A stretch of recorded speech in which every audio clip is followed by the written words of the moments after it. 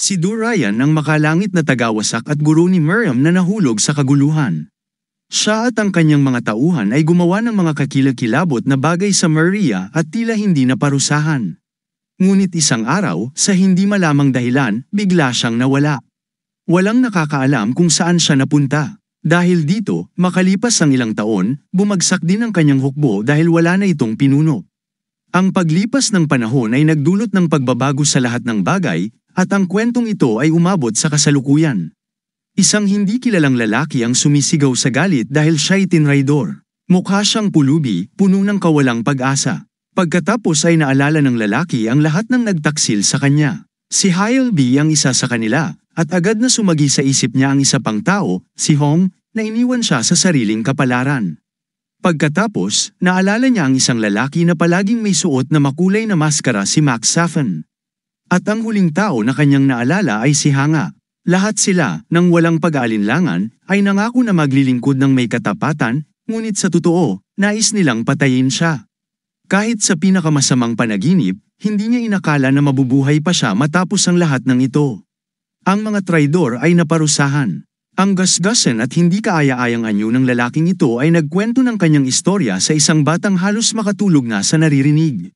Maya-maya, hinawakan ng lalaki ang kanyang espada na nagpagising sa bata dahil sa tunog nito. Itinuro ng matandang lalaki ang lahat ng kanyang nalalaman sa batang yun. Ngayon, dapat ipaghiganti ng bata ang kanyang guro at patayin ang mga traidor. Pagkasabi nito, ang batang may maitim na balat ay lumingon sa kanyang guro at nagtanong kung mali ba ang kanyang sinabi. Tiningnan siya ng kanyang guro nang may gulat. Ito ang unang beses na napag-usapan nila ito. Kaya paano nalaman ng bata ang kanyang sasabihin? Lumabas na maraming beses nang naikwento ng guro ang istoryang iyon ngunit hindi niya maalala. Tinitigan ng matandang may kulay abong balbas ang kanyang estudyante ng tahimik, sinusuri kung siya'y nagsisinungaling. Napabuntong hininga siya. Kapag naparusahan na ng bata ang mga kriminal, plano niyang magbukas ng tindahan ng dumplings at kumain ng malalaking dumplings araw-araw. Determinado ang matandang lalaki na muling buuin ang makalangit na tagawasak at ibalik ang dating karangalan ng kanilang grupo.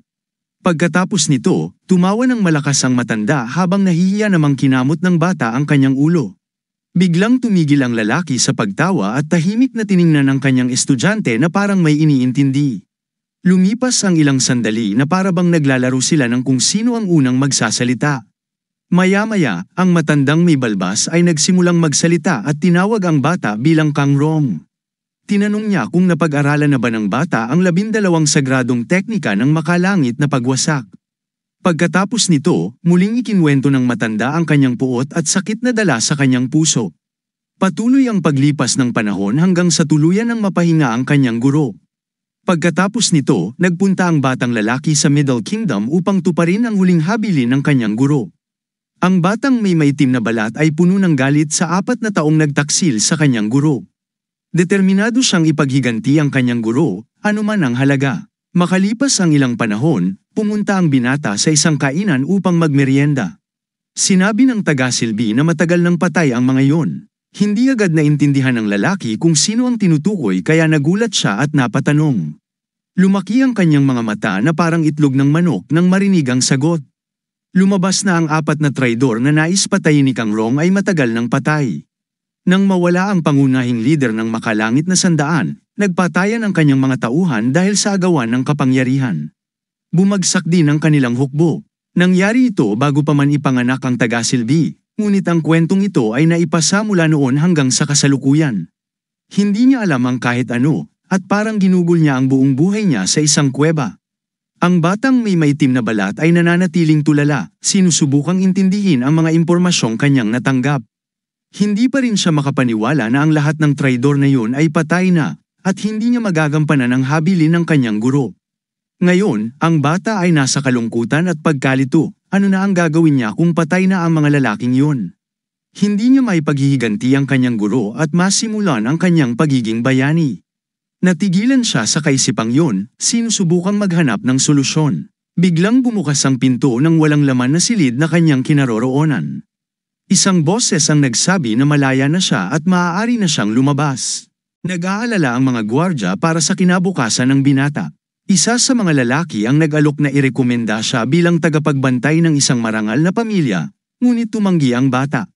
Pagkaraan ng ilang sandali, sumagot ang bata na hindi na niya gagamitin ang kanyang kakayahan sa pakikipaglaban.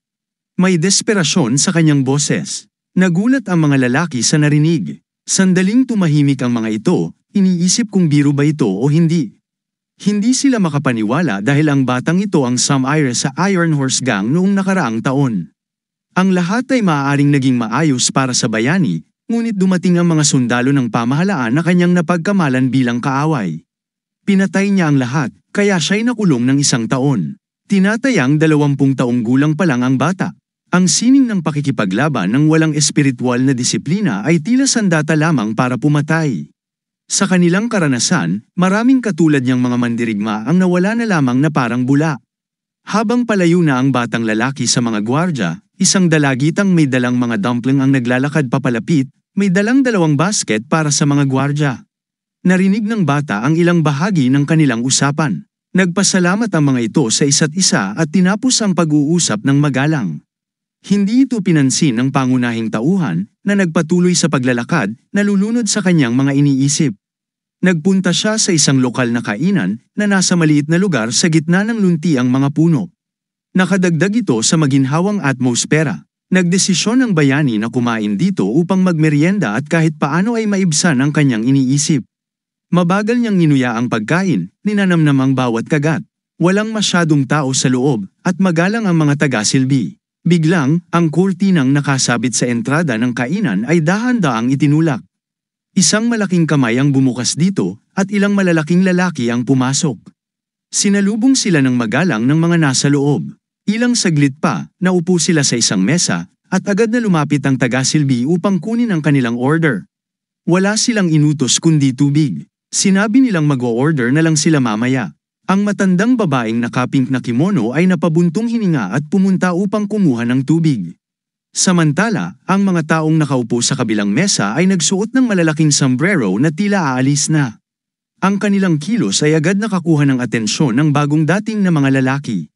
Pinanood sila ng mga ito ng mahigpit at maya-maya'y biglang tumayo ang buong grupo mula sa mesa kahit hindi pa dumarating ang tubig. Nagmamadali silang lumabas, tila hinahabol ang mga estranghero. Ngunit sa pagmamadali ng isa sa mga lalaki, nataman niya ang dumpling ng bayani na nahulog sa sahig. Tinitigan ni Kang Rong ang dumpling na nasa sahig imbes na nasa kanyang bibig. Nagalit siya sa sitwasyon at sinita ang matipunong lalaki sa magaspang na paraan. Determinado siyang ipagtanggol ang karangalan ng dumpling na walang nakapagligtas. Bahagyang lumingon ang malaki at kalbong lalaki upang tingnan kung sino ang nagsalita sa kanya ng ganoon kabastos. Nagalit ang mga tauhan nito at tinitigan ng bayani ng may matinding galit na para bang sinusunog siya ng kanilang tingin. Ngunit hindi pinansin ng kalbong lalaki ang sinabi ng binata at basta na lamang iniutos sa kanyang mga tauhan na iwanan ng binata ng barya bilang bayad sa nasirang pagkain. Nagulat ang mga tauhan sa kabutihang ipinakita ng kanilang amo, ngunit napilitan silang sumunod.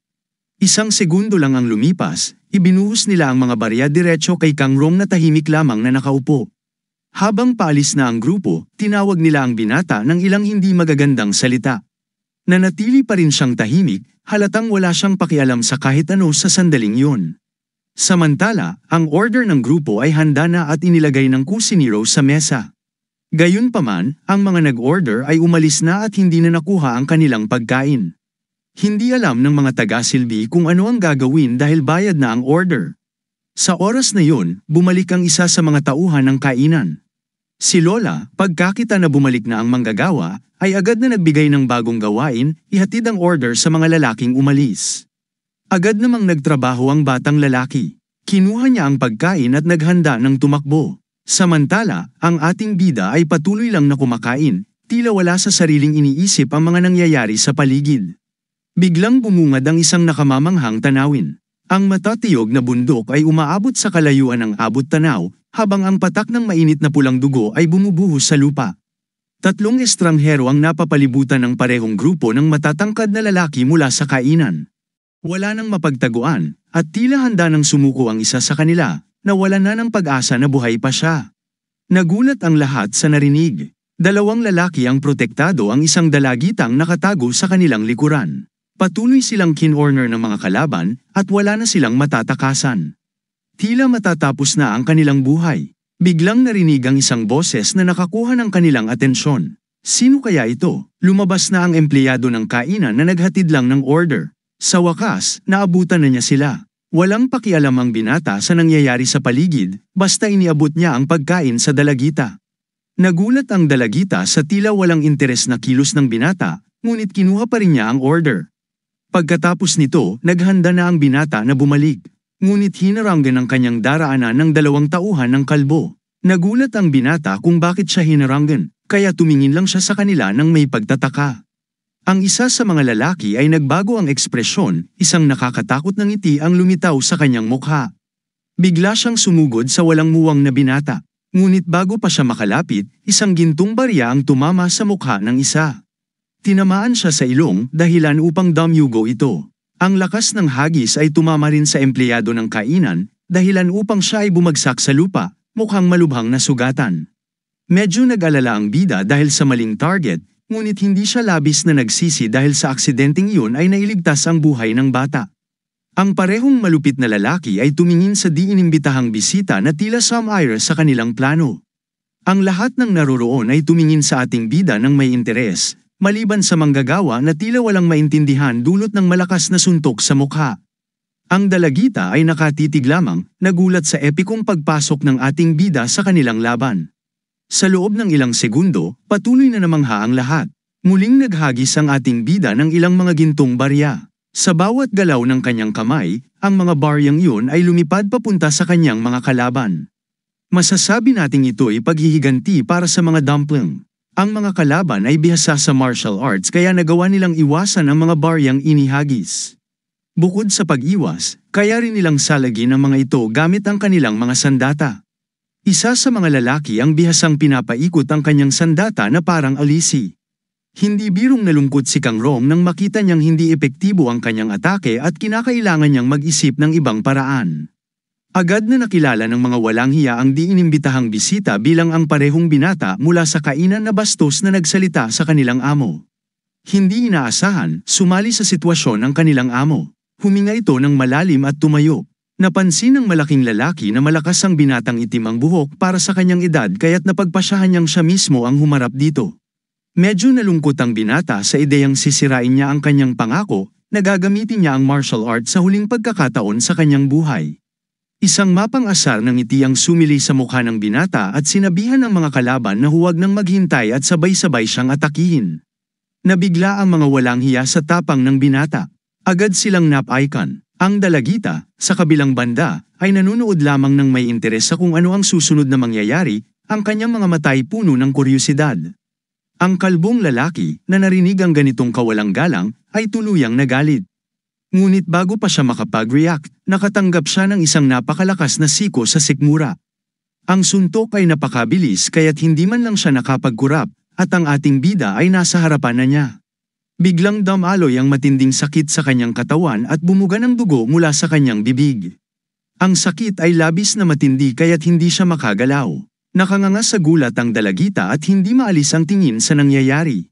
Habang ang mga tauhan ng kalbo ay nakatitig din sa kanilang amo na tila namangha sa kakayahan ng binata. Hindi tumigil ang bida, isang malakas na suntok naman sa panga ang sunod niyang ibinigay. Hindi pa rin nakakarecover ang kalaban mula sa una nitong pinsala. Napakalakas ng suntok na napaurong ang ulo ng lalaki at muling bumuga ng dugo mula sa kanyang bibig. Sa loob lamang ng 2 suntok, napabagsak ng binata ang malaking lalaki sa lupa. Handa na siyang harapin ang susunod na kalaban ngunit biglang isang malaking kamay ang binalot sa kanyang ulo. Napakalaki ng kamay ng lalaki kaya't halos magkasya ang ulo ng binata dito. Lumabas na hindi pa tapos ang laban dahil nagawa ng kalbong lalaki na makatayo muli. Nagulat ang binata dahil tila malakas pa rin ang kanyang kalaban at handang magpatuloy sa laban. Sa kabila nito, tunay na humanga ang malaking lalaki sa kakayahan ng binata kaya't pinuri pa niya ito. Ngunit 1 segundo lamang ang lumipas, ginamit ng lalaki ang lahat ng kanyang lakas at sinimulan niyang itulak ang binata sa lupa, pilit na pinipigilan itong makatakas. Gayunpaman, nanatiling nakatayo ang binata, gaano man kahirap ang sitwasyon.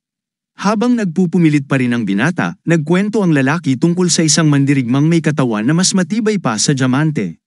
Lumabas na ang kwento ay patungkol sa kanya. Biglang itinaas ng lalaki ang ating bida at piniga ito ng malakas, dahilan upang marinig ang isang malutong na tunog ng pagbasag. Isang segundo lang ang lumipas, huminto sa paggalaw ang binata at tila isang basahang nakabitin sa mga kamay ng kalaban. Pagkatapos, itinapon ng malaking lalaki ang walang buhay na katawan ng binata sa lupa na parang basura. Tumawa ang mga walang hiya sa sinapit ng binata, sinasabing kasalanan niya kung bakit siya namatay. Ngunit biglang, isang boses ang biglang narinig na nagsasabing gaano katarantado ang mga lalaking ito. Agad nitong nakuha ang atensyon ng mga kalalakihan, kaya't nagsimula silang maghanap ng taong naglakas loob na magsalita sa kanila ng ganoon. Tahimik lang ang kalbong lalaki at nakikinig kung ano pa ang sasabihin. Lumabas na ito'y isang trabahador mula sa kainan. Sinabi niyang ang malalakas ay walang karapatang umaatake sa mahihina dahil ito'y isang walang dangal na gawain. Dahil dito, napagdesisyonan ng binata na turuan ng leksyon ang mga tarantado upang matutunan nilang huwag ulitin ang kanilang mga pagkakamali. Biglang, isa sa mga kalalakihan ang walang ingat na tinapak ang ulo ng binata gamit ang espada. Malinaw na hindi sineseryoso ang kanyang mga sinabi. Ngunit hindi papayag ang binata sa ganitong pambabastos. Isang segundo lamang ang lumipas at agad niyang ibinigay ang kanyang unang suntok. Napakabilis ng kanyang galaw kaya't hindi agad naintindihan ng mga kalaban kung ano ang nangyari. Lahat ng kanilang nakikita ay tila naging malabo. Sa loob ng isang saglit, hindi na makatayo ang mga lalaki dahil sa matinding sakit na kumalat sa kanilang mga katawan. Makalipas ang ilang sandali, tuluyan silang bumagsak sa lupa at hindi na makagalaw upang lumaban. Ang mga nanunood ay nagulat sa bilis ng pagkakatalo ng mga magnanakaw sa kamay ng binata. Samantala, ang malaking lalaki na nanunood ay labis na nagalit. Mahirap para sa kanya ang paniwalaang nagawang pabagsakin ng binata ang kanyang mga tauhan ng ganoon kabilis. Ang dalagita, na nanunood din, ay tila natakot at napatingin sa reaksyon ng malaking lalaki. Ang kalbo ay nasa ganap na pagkabigla sa kakayahan ng binata. Waring imposible ang kanyang nakita, ngunit walang pakialam ang binatang may itim na buhok sa sinabi ng kanyang kalaban. Sandali siyang nag-isip, at makalipas ang isang segundo, lumingon siya sa mga tauhan ng dalagita na muli niyang sinabing wala silang kinalaman sa mga magnanakaw. Samantala, inutusan ng kalbong lalaki ang kanyang mga tauhan na patayin ang walang hiya nilang kalaban. Sinamantala niya ang pagkakataon habang ang binata ay nakikipag-usap sa mga sugatang tao. Habang masayang nakikipag-usap ang binata, umatake mula sa likod ng mga tauhan ng kalaban, dala ang kanilang mga espada. Ngunit sa isang iglap, naiwasan ng binata ang unang suntok na ibinigay sa kanya. Sa bilis ng pangyayari, bigla na lang nawala ang binata sa harap ng mga kalaban.